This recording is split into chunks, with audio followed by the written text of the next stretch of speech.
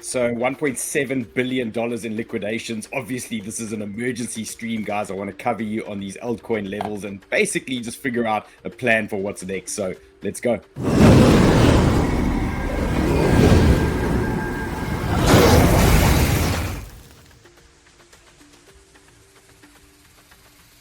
And for those of you that don't know, this is a pre-record. I'm obviously looking at some key levels on these altcoins, and I'm coming to you live from vacation. I thought I had to cover some of these things after this absolute meltdown on the market. So hang in there, okay? All is not lost. We're going to figure this one out together. Let's look at banter bubbles here. This is us on the daily time frame. You can see obviously it's super messy at the moment across the board. Wherever you go, unless your name is ASTER or AVNT or one of those tokens that have been absolutely pumping, it's pretty messy and dark out there at the moment. So let's go into BTC. Let's just see where we are from that side, and then we can start planning a little bit of moves on some of these altcoins, guys. So I'm going to look at BTC here on a 2-hour time frame, and we're going to look at some higher time frame things as well for you guys. Now, in terms of lower time frame stuff, what is happening immediately? What am I watching for? So we can see we've had a monster sell-off now in our oscillator. This thing is settled at extreme lows, so the upside is looking a little bit more likely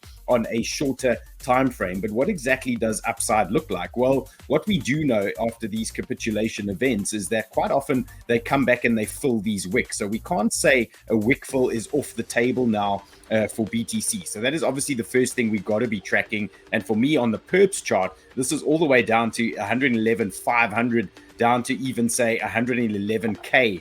We've got some fibbage here. You can see our 618 is sitting here. So that is a big level for us now at the moment. If they are going to come and double dip us and send us a little bit lower, that is for me the first sort of major long zone. Now, obviously, if you're jumping in now on some of these alts, it can be a little bit sketchy, but there are potential upside targets to look for before we get our next reversal. So if the market does start pushing up now in the next couple of hours, you're simply going to be looking for rejections at this 114k region and at 114,800. Both of those areas are pretty big danger zones for me, and I would expect some kind of rejection in these types of areas if there is a move later on today. So in terms of important levels, guys, these are the three that I want you to pay attention right now. In terms of the daily time frame and things like that, we might be seeing a little bit more downside at a later stage, but right now I am looking for some kind of push here into even this 50-day MA or this VWAP in that type of region. Okay, so that is what I'm tracking there on BTC. And then in terms of liquidations, I mentioned at the start here, $1.7 billion. I mean, this is not a joke. And, we look at the stuff and 300 million normally gets us excited, maybe 400 million, but 1.7 billion tells us there was a monster wipeout. And that could essentially be relatively healthy for the market to get a clean out like this. But, nobody likes it. And you can blame this on whatever you want. Was it the bear moon that everyone was talking about on Sunday? Was it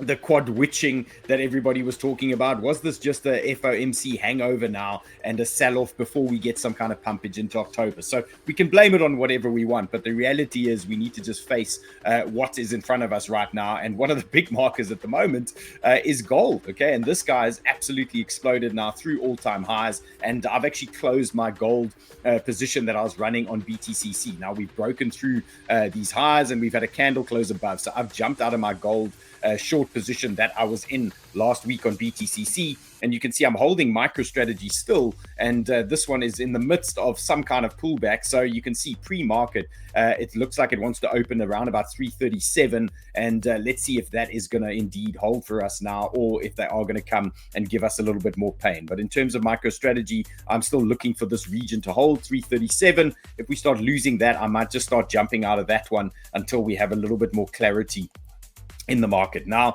the big one is obviously BTC on the higher time frame, and the first thing I like to do when the market does start collapsing is to zoom out and actually just get a picture as to where we are in the grand scheme of things. And right now, in terms of BTC on the spot chart, it's quite noticeable. The spot charts actually held the 112k region. So if you look across the board, the 112k held. A lot of these perps charts and some of the other exchanges that you might see have obviously fallen over and printed lower levels. But in terms of what I wanted to see last week on the spot chart, it was 114, to 112.5, I was still relatively comfortable there for some kind of bounce. And you can see there's our previous all-time high as well, sitting in that region. So I would ideally like to see a bounce here. Now, with that in mind, you know, we might see the second wick visit on these perps charts and things like that, but I would like to see a short-term push to the upside before we come lower. Now, one of the things that I did discuss last week, or that I did point out, was the previous time we did get a reversal on our 3-day, we had to wait for this bearish divergence to print over here, and that gave us a fresh low on BTC. So if we go back in history, you can take a look at this date here. We did get a beautiful bounce on BTC, but they did give us a fresh low after that. And that is obviously one of my concerns at the moment, that if we are going to print bullish divergence on this 3-day, we might have to expect a fresh low on Bitcoin, and that takes us to this 105k region. Now, obviously, I will cover this from day to day as these things are happening, so you don't have to panic right now. If it does start happening, you know, we're going to be looking for longs of these types of regions anyway, and for some, you know, more sustainable moves at those types of levels. Okay, let's get into a couple of other important things. The liquidation heat map chart. Let's just take a look here on the weekly, because you're going to see they wiped out a ton of that liquidity to the downside. And now the obvious play is naturally again to the upside. You've got 117,900 up to about 119k. That's looking pretty juicy there. But I think the bulk of the damage has been done, bar a little bit of a clean out here back again. So maybe they come back, close some of the wicks, things like that. You might see this 111k come into play again. But I'd say a lot of the damage has now been done and taken care of. Now, I wish James was here, because we'd have in-depth discussions now about alt season being over, and it's basically exactly as predicted. I mean, we were saying this thing is looking at you know, 3 or 4 days we might sit above that region, and the real alt season, or the mini alt season, is actually this move from these lows all the way up. And this top move is often just this euphoria play, and then things do tend to fall over. So now, right now, we're back at 65, and basically, according to this chart,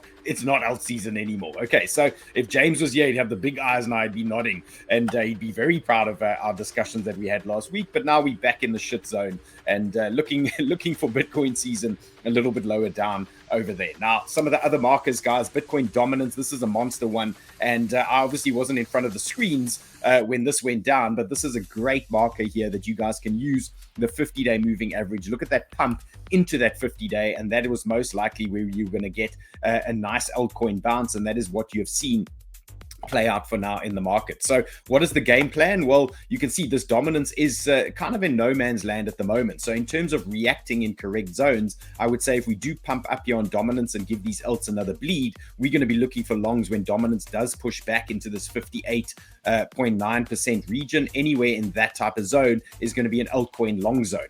If we do bounce hard today and we start pushing up into some of the levels I'm going to give you, 58.3 looks like the most reasonable TP zone or danger zone for some of these altcoins, where we could possibly get some kind of now more downside playing out, or some kind of hard rejection. Okay, so just, you know, what we see typically in the market, and I'm going to show you a ton of alts now, and we're going to go through them. When you get a flush out like that, you often get that pump, and then everybody gets a little bit complacent, and then they start rolling back, and you look for the 618, you look for the higher lows, you look for the wick fills, sometimes the double bottom even on some of these alts, and then a nice strong bounce. So if you do see some weakness later on today, look for those double bottom plays, because a lot of these oscillators are starting to talk to us here that it is due for some kind of short-term bounce. Now, in terms of dominance as well, USDT dominance, you can see we had a very hard spike here, and the market obviously felt the pain. We blew through the 50-day moving average, and now we are obviously looking for some kind of pullback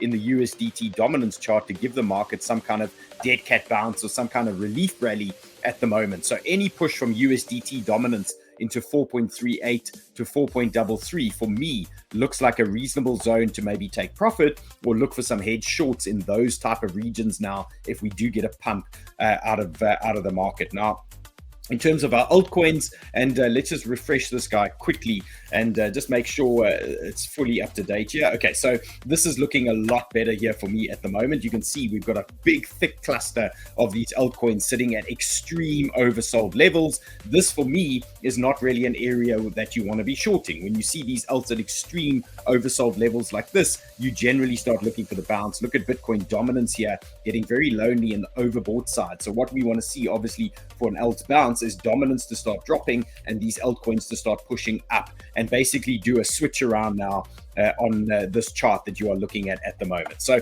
nice to see these alts nice and reset here, and it's basically pick your favorite and start sniffing around in some of these, ideally if we get some kind of double bottom or higher low printing here out of these guys. Now let's get into some alts. Down Crypto Trades telling us the crypto market has seen over 1 billion of liquidations in the past hour. Now that was earlier this morning. We, as you can see, we've hit 1.7, and ETH has seen the most liquidations, followed by BTC. So that is an interesting one, that all the ETH bulls have been taken out, and we have seen over the last couple of days that a lot of these alts have been outperforming Ethereum. Ethereum has been an absolute lagger over the last couple of weeks. So that was a massive sell-off. But in terms of the big levels on ETH, we are in theory still okay here for a short-term bounce. So 4,100, as you can see, that is our macro 236. That is coming into play. What does this mean for me on the short term? Well, we might get some kind of short-term push up, but I'm not expecting fresh highs. I could say, you know, we should expect something along these lines potentially to play out for us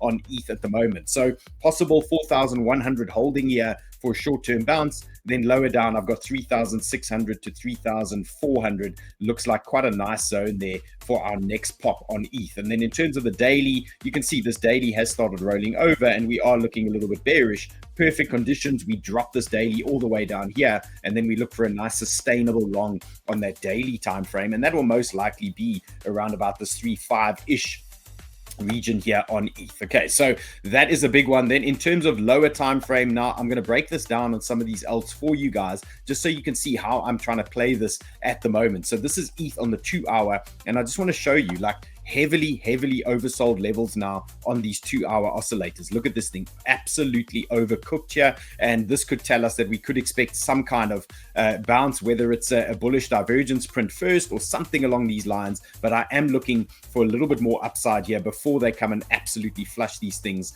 much lower. So in terms of low time frame levels that we can watch, and once again, you know, you can see this, these ETH perps got absolutely smashed. 4,040 on this current low chart that I'm watching here, 4,040. So to me, makes a lot of sense here. If we do get a little meltdown later today, looking for some kind of bounce here, some kind of higher low at around about this 4,100 region could be pretty reasonable for us. If they do start pushing things higher up today, I just want to give you guys some danger zones. And when I say danger zones, these are typically your reaction zones or your possible short zones that you guys can play with if there is a little bit of a euphoric push now in the market later on. So for me, the big one, 4,300 to 4,350. You can see why that's a danger zone for me. And then we've obviously got VWAP coming in here. We got 618, so 4,440 up to about 4,500. That is another major rejection zone there for me on ETH. And that could be typical bearish zones. You can see we've also got some trend action over here as well. So just watch these areas. If you do get pumpage in there, you know, let's not get euphoric. Let's not believe that everything is done and dusted now and it's back to the moon. I think the best play here is to be measured in these areas, be cautious in these zones, and just make sure your risk is covered. Okay, so those are the big ones for me on ETH. And then naturally here, you can see 4,200. This ties in with this little undercarriage as well. So that is a danger zone there.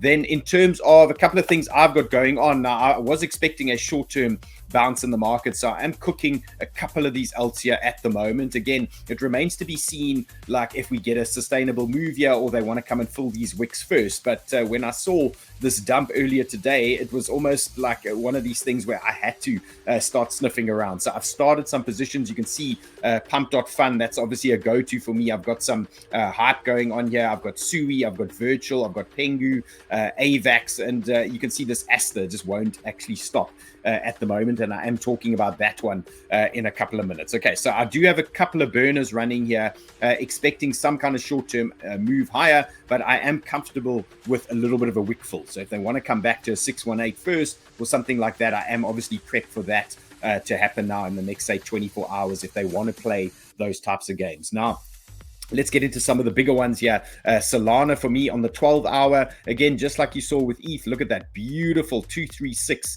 macro fib getting bounced on there, and actually like perfect bounce zone here, 214 down to 210. Great zone for us. And what I was saying to the Chart Hackers Discord earlier today, if we do get a second dump here in the market, things get a little bit squeaky bum time, you are going to look at about 203. Look for this wick onto this 50-day moving average. Look at that guy over there. That 50-day MA could come into play for you. And then in terms of our daily or 12-hour oscillator, you can see we're not quite at the lows yet. So I would really like to see this thing come and settle. So this tells us it might take a little bit more time before we can get some kind of divergence or some kind of reversal on the oscillator. So levels I'm watching, 214 to 210. Then I'd say possible wick at 203. And then I've got the big dog here at 190 for Sol. Okay, so that is your big one on Sol. Then a lower time frame, you can see the game plan, and you can do this on all of your alts that you are playing with at the moment. If you go into the 15 minutes, you can see what I've done here. So typically what happens after you get a monster sell-off,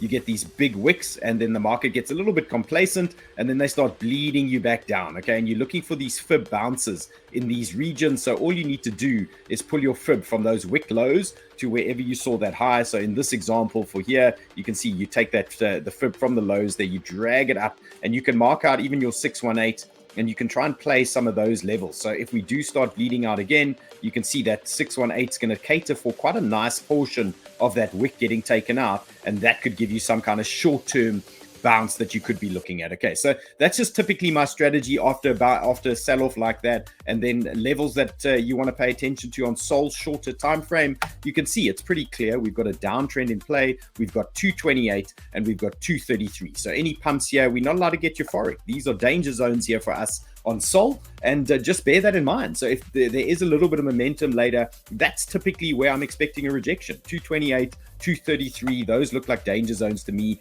on Sol. Then a quick one on Sui here for you guys as well. You can see we cut through our 618. Look at this bounce though. 786 came into play, front running our 200-day moving average, and our big support for Sui, 3.27. So any drops into that region makes a lot of sense to me. You could look for longs in that area. If that region fails, my next backup zone for Sui is going to be 3.14 down to 3.1. That makes a ton of sense to me as well. So both of these levels are in play for me, and I do expect this candle to get dealt with at some point. So it depends how deep they go, how deep they sell off. But if we do bounce, we should expect to see some of this candle get taken out. So danger zones for me on Sui, 3.4, 3.5, 3.6. These are all reasonable upside danger zones. So if the market does push higher, these are the zones I would expect, typical take profit area, no euphoria allowed in those zones. We've got to be super cautious there. And you can see this 12-hour does want to come down. Look at it. It's still coming down. So, it would be a little bit premature for us to say that the extreme bottom is now in for these alts. You can see the signs are there. They might want to bring this one a little bit lower down, and then exactly the same thing that I've shown you on Sol and ETH. You can map these out on your altcoins. You can see on the 1 hour we have printed some kind of divergence, some kind of reversal play there for Sui, and same story. If we pump higher on the lower time frame, you can see the levels 3.5, 3.6 makes a lot of sense here. That could be a nice possible short zone as well if we do creep a little bit higher. And then longs for me, you can build these longs, look for this lower high. If they really want to get ugly, we might see that 200-day. So I said, sorry, lower high. I said higher, higher low. Okay, is what you're looking at there. Okay, so look out for those types of scenarios. If you are going to play here, obviously, you don't want to play monster size here. You got to be careful. After a flush out like this, obviously people get a bit skittish. Nobody knows exactly what the play is going to be. So just downsize the positions a lot. Don't go around aping now. The worst thing you can do for yourself is trying to revenge trade. Start small. You can see my positions. They're small now. We're just taking it easy. We're just monitoring the situation. When the momentum comes back, we can start getting a little bit more aggressive. Okay, so just take it easy there for now. Then big news out. Obviously, everyone is talking about this ASTER token, and this guy, 𝗵𝗵𝗿𝗍𝗍, what's his name? Tokenomist. He's talking about ASTER. So if you want to read about what this ASTER story is about, but essentially it's like Hyperliquid, I would guess, courtesy of BNB and Binance. Okay, so CZ has shown that he is involved somehow behind this thing, and this thing has been up only for the last few days. and possibly going to get a little bit overcooked now. So Hype Economist is telling us, ASTER bulls, are you ready? $190 million in monthly token unlocks. And this is obviously a warning bell for us. This is a danger sign that we need to be careful about, because there's a ton of token unlocks here. 240, 140, 140, 240. You can see there could be some selling pressure on this guy. So again, it might not be up only permanently. You still need to be super cautious with how you are going to go around playing this thing. But in terms of short-term levels, if you are trying to jump on the bandwagon and get this thing going, you can see at some point this thing is going to roll over. So you need to be careful with how you play it. Obviously, all the fun was had a lot lower down when this thing started taking off. So what I can give you guys for now is your first sort of safe zone to play with. And it's pretty deep. It's pretty low. 1.26, 1.264. Like, that is the safest bull zone I can give you at the moment. So if they do drop this thing lower, that is kind of the support area you want to be paying attention to. I would be super cautious with any size position, you know, in these types of areas, unless you're happy to take a couple of stops and a couple of risks here on this thing that there is potentially more upside. But just remember, these things do cool off after a while, and then we could see a situation where there's an extended run to the downside, and you don't want to give up all your gains. Okay, so just play safe there. 1.26 is what you want to watch. Then Hype, obviously the big one for me. I love jumping in Hype after a market sell-off, so I've locked in a position. And then a couple of big levels that I'm tracking at the moment, 47.5 and 44.8 make a lot of sense to me on Hype. So both of them, I'm not too fussy which one actually gets hit here at the moment. I am prepped for something along these lines, 47.5. If they are going to drop us a bit lower, 44.6, 44.8, somewhere in that area. That for me makes a lot of sense here for longs. And then any upside moves you can see immediately. If they pump this thing up, guys, you're looking for rejections. 52.8, that's a massive danger zone there. Look at that undercarriage. So they can come and take this candle out and then look for that rejection in that type of region. Just exercise caution here with these guys. Same thing with pump as well. Nice recovery play. I like to jump into pump when this market now has sold off. It makes sense to me to get a piece of this thing. And right now you can see it's dropped onto a 0.5 and it's given us a bounce. In terms of what happens next, well, we can see we are getting a couple of reversals here. 2 hour printing something for us. So, you know, for me, if I had to take a guess, I would say this region holds for now. And if they do drop it down, we get some kind of push up into one of these zones here in the next day or so. Alternatively, if they start early and they pump this thing today, you know, I would be super careful up here at the 68. Looks like a big danger zone for me. You can see we've got a downtrend in play there as well. So 68 trouble zone for me, 76 a little bit higher up. Pay attention there, and then support 56. Okay, so keep it simple there on pump. Now, guys, Bitfunded, I haven't spoken about this one in a while, but on a day like this, when the market has collapsed and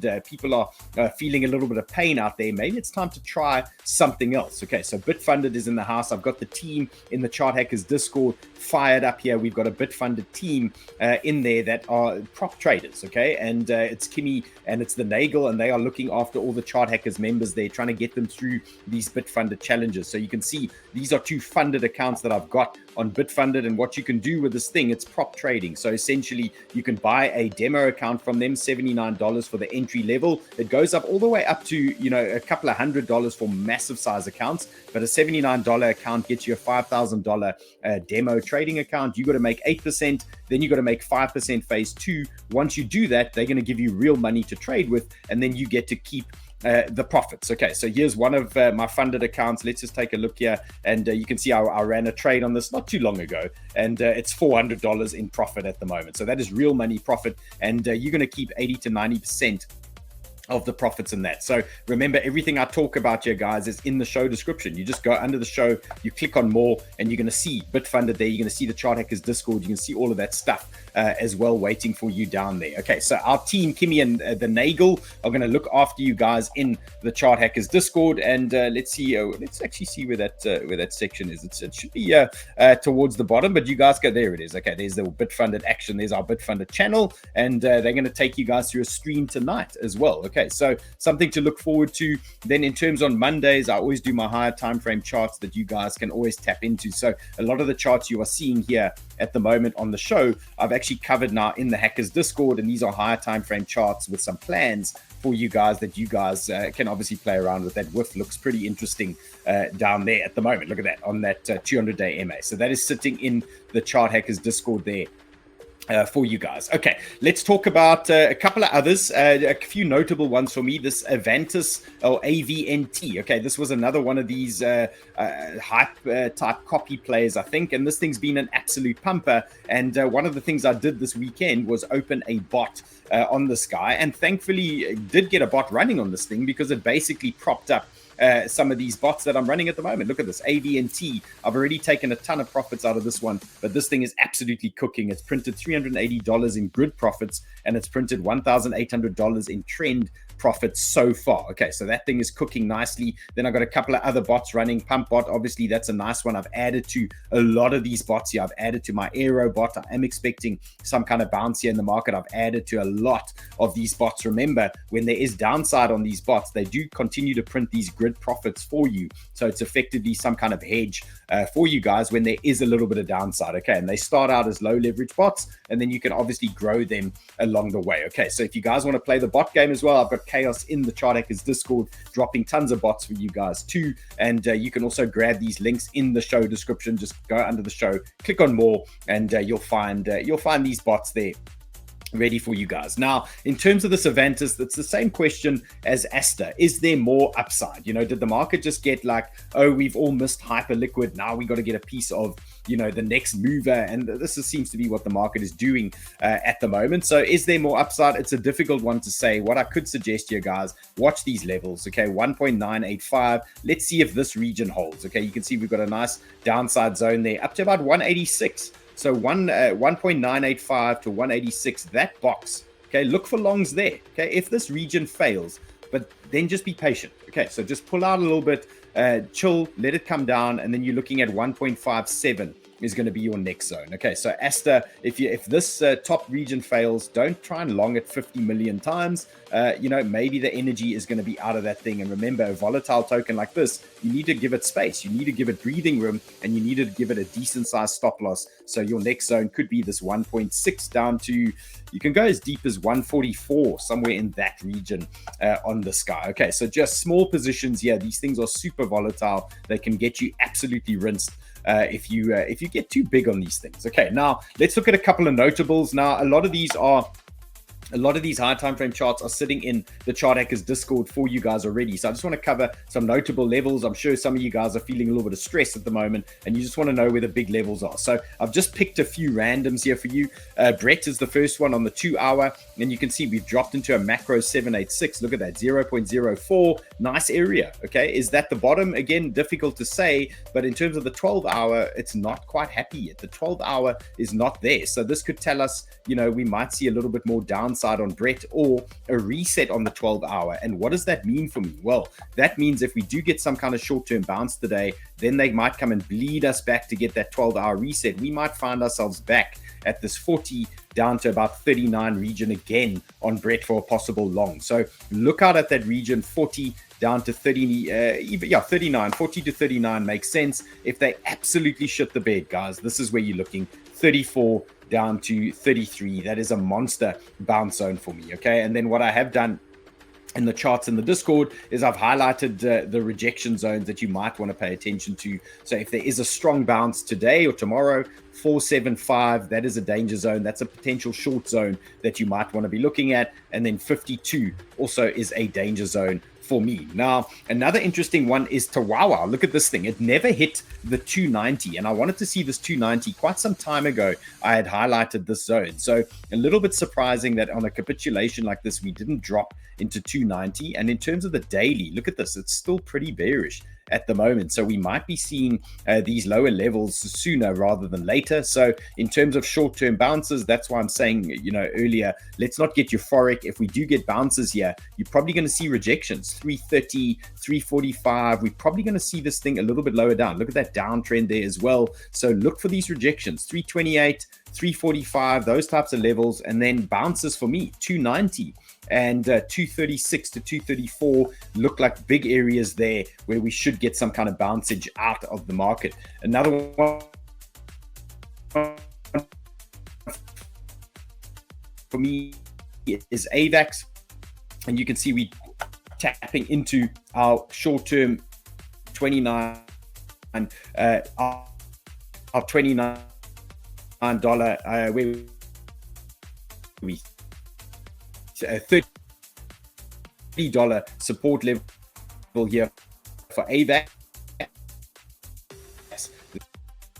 Okay, so AVAX, $30.28. These are the big support levels to pay attention to the downside. I'm not expecting AVAX to print new highs. If there is a big push in the market here over the next day or so, I would say we've got a little bit of trouble here. 33.4 and 32 look like big danger zones here for me for AVAX to the upside. And for me, I want to see bounces at 30. I want to see bounces at 28, and I want to see bounces at 26.4. So this is typically some kind of downtrend that could come into play now. And what does that look like? Let's just draw a little picture here for you guys. It could be something as simple as this, a little push to the upside, then that rejection, and then we start looking for bounces off these types of areas. Okay, so play it super safe here with these alts now. After that type of sell-off, there's always a little bit of jitterish behavior in and around these moments. Another big one for me here is Injective. Look at this, dropped into our monster zone. I dropped the zone last week Monday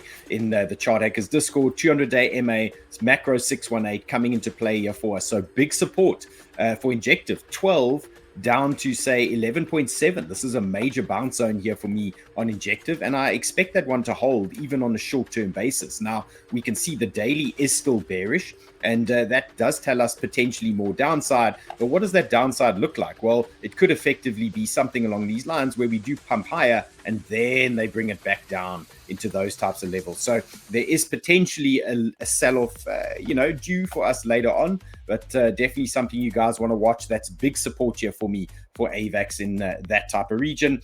Same thing with Chainlink. And this is what I drew for the Chart Hackers guys earlier today. You can see nice downtrend in play for Link at the moment. So we've got clear resistance zones, and those rejection zones for me on Link, 22.3 and 23.6 make the most sense to me. And then in terms of a bounce zone, I'd love to see this wick get filled and still hold this area. So for me, the extreme low at the moment, 20.25, I'm looking for a bounce anywhere all the way down into this region. Ideally, we get some kind of higher low, and then we get a nice bounce out of Link. So looking for that area to hold. If it fails, I've got an absolute banger down here. This is the 100-day MA and a macro 0.5. So that is 19.5 down to about 18.9 for me on Link. Makes a ton of sense there to the downside. But look at this trend. Don't get too euphoric. That's a big rejection zone there for us. So short-term bounce all day, but just be super careful there to the upside. Exactly the same with Peppy, guys. You can see that if we do come back and fill this wick, I've got big support here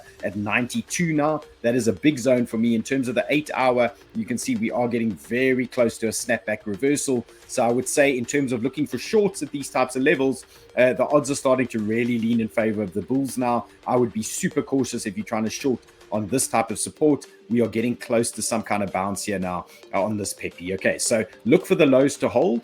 Look for that region to hold here, 92 up to say even 90, 94, 92 looks good to me. Then upside levels, danger zone here, 1015, 106. Looks like big trouble there to the upside if we do push a little bit higher. That is a trouble zone there for me. And then here's that whiff chart that I showed you in the Hackers Discord. Big support here at the 790 down to the 77 region. Okay, so these are the big ones, guys. And yeah, that was an absolute proper rough sell-off there. We haven't seen 1.7 billion in a very long time. I mean, we saw a couple of billies over the last a couple of months ago, but that 1.7 is massive. Okay, so just take care of yourselves. If you want to try something new, obviously come to the Chart Hackers. If you're feeling like you're a little bit stuck and you don't have a community and stuff like that, come to the Chart Hackers Discord. We've got a great team in there. We will sort you guys out, and yeah, really just protect yourselves now. Things are a little bit skittish